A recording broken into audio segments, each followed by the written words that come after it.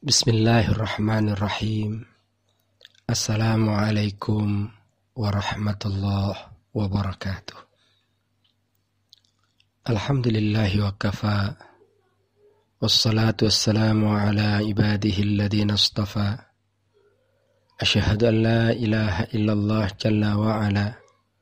Wa asyhadu anna Muhammadan abduhu wa rasuluhu ahli sidqi wal wafa. Allahumma salli wa sallim wa barik ala hadan nabiyil mustafa wa ala alihi wa sahbihi wa man tabi'al huda. Amma ba'du ayyuhal ikhwah azanillahu wa iyyakum. Saudaraku seiman dimanapun saudara berada, kembali izinkan kami untuk menyapa dengan sebuah keyakinan bahwa di balik musibah ada rahmat dan nikmat yang Allah janjikan untuk orang-orang yang beriman. Maka bagaimana menghadirkan keimanan di tengah musibah yang bersama sedang kita hadapi dengan pandemi COVID-19 ini? Saudaraku seiman, yang pertama, orang yang beriman adalah orang yang memahami bahwa pandemi COVID-19 merupakan ayah min ayatillah, tanda dari tanda-tanda kekuasaan dan kemahaan Allah Subhanahu wa ta'ala.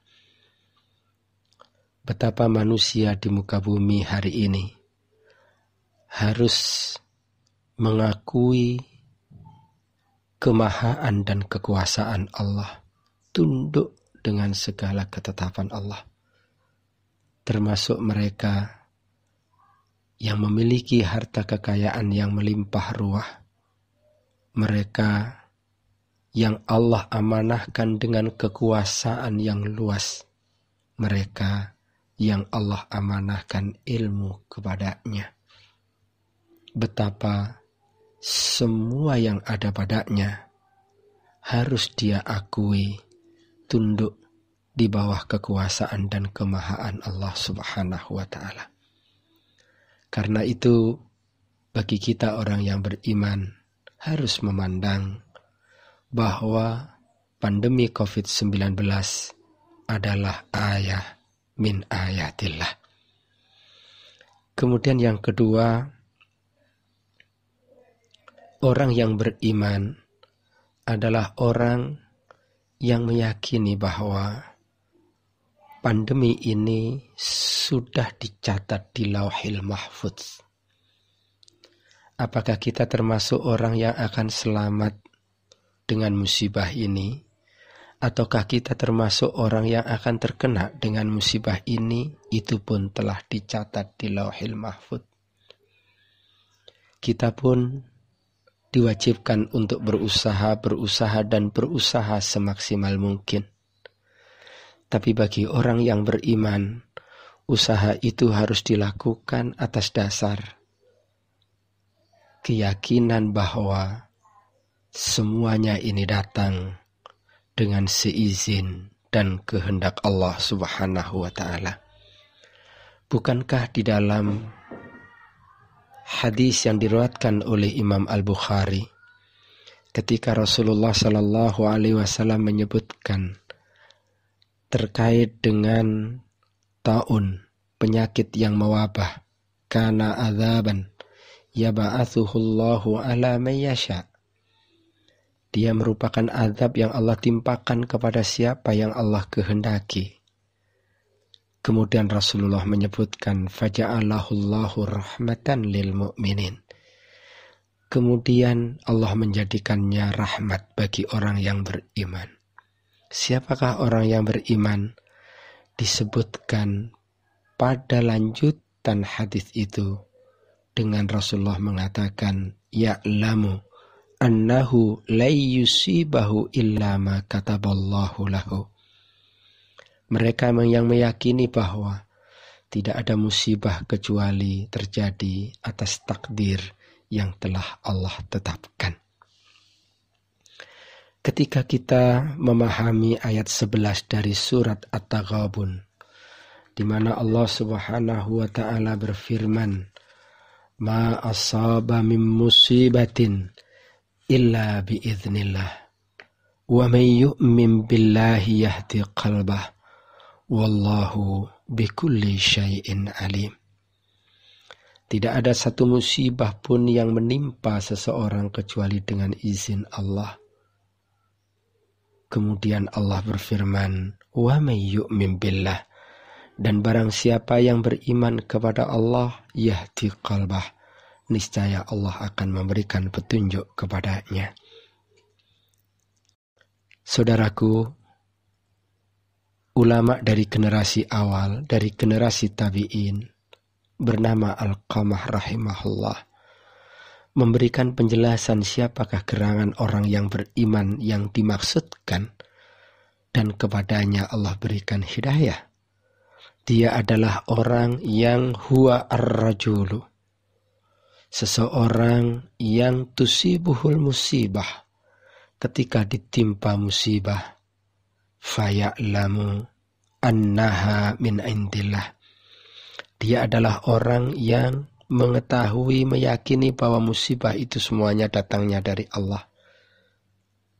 Dia tidak menjadikan musibah ini peluang bagi nilai-nilai kesyirikan menghantui dirinya, meresap pada dirinya. Dia tidak memandang dengan keyakinan yang aneh-aneh, tapi dia memandang bahwa semuanya ini datang dari sisi Allah Subhanahu wa ta'ala. Fayarda, kemudian dia ridha, wa yusallim, dan dia menerima takdir Allah Subhanahu wa ta'ala. Itulah orang yang beriman. Kemudian yang ketiga, saudaraku, orang yang beriman adalah orang yang mensikapi pandemi COVID-19 ini dengan penuh kesabaran.